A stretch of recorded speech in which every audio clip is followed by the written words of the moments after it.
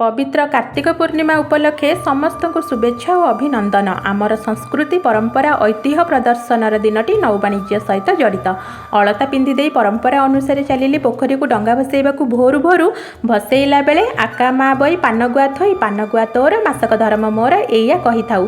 देखिपे डंगा भसार दृश्य गाँ पुष्करिणी रे भोरु भोरु प्रसादर व्यवस्था होता बट महापुरुषों विजय स्थली रे।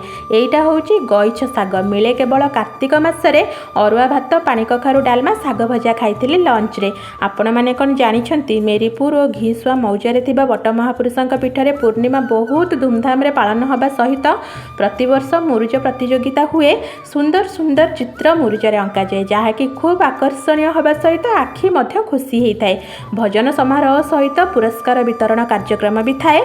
दूर दूरांतरु श्रद्धालु मानक आसवा देखि खुशी भी लागे।